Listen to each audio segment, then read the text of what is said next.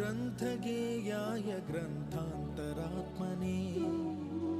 गीतलीनाय गीताश्रयाय गीतवाद्यपटवे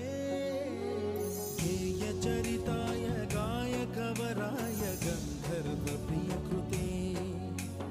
गायकाधीन विग्रहाय गङ्गाजलप्रणयवते गौरीस्तनन्दनाय गौरीहृदयनन्दनाय गौरभानुसुताय गौरीगणेश्वराय गौरीप्रणयाय गौरीप्रवणाय गौरभावाय धीमहि गोसहस्राय गोवर्धनाय गोपगोपाय धीमहि